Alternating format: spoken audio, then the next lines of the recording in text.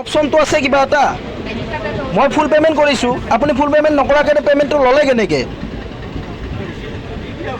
madam ৰিসিপ্টটো দি দিয়ক আপুনি 100 টকা হলেও ৰিসিপ্টটো দিব পাৰিতো আপনি তাৰ পয়সাটো লৈ লওক লৈ ৰিসিপ্ট দি দিয়ক মই তেখেতৰ পইচা কিয় ল'ম মই ডিপাৰ্টমেণ্টত কাম কৰা চাকৰি আপুনি কৰিছে মেডাম যা মেডাম ৰিসিপ্ট নিদিয়াকে মোৰ আগৰ পৰা আপুনি যাব নোৱাৰিব কাৰণ মই ৰিসিপ্ট লৈছো অলৰেডি দি দিয়া না ঠিক আছে নিয়ম যদি আছে সকলোৰে কাৰণে সমান হ'ব লাগিব নিয়ম মেডাম নাকে আপুনি 100 টকাই লওক মই আপত্তি কৰা নাই কিন্তু 100 টকা আপুনি ৰিসিপ্ট দি ল'ব লাগিব মেডাম ৰিসিপ্ট নিদিয়াকে এইটোতো ৰেলৱে ডিপাৰ্টমেণ্টে হিচাপটো নাপাব নহয় ৰিসিপ্ট দিয়া নাই 100 টকা লৈছে তেখেতৰ পৰা মইতো 300 টকা পেমেন্ট কৰিছো 100 टका লৈছে কিন্তু ৰিসিপ্ট দিয়া নাই এতিয়ালৈকে ऑफकोर्स ये बोल रहा है नहीं ये नहीं हो सकता है ये कैसे हो सकता है मेरे को तो प्रमाण चाहिए ना ৰিসিপ্ট দিব লাগিব মেডাম ৰিসিপ্ট দিব লাগিব ৰিসিপ্ট দিব লাগিব 100 টকাই লওক ৰিসিপ্টটো দি দিয়ক কাৰণ তেখেতে বাটত আৰু যদি কোনোবাই ধৰি লয় बनाने को बोल रहा है ना पल्टन बाजार में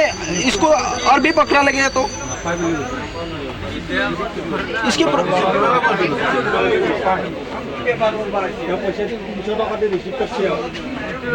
मैंने तो रिसीव किया है मैंने ये आपका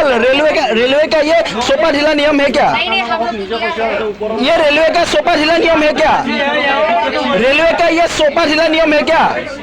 ये ही क्या रेलवे का नियम सबके लिए समान क्यों नहीं है आपका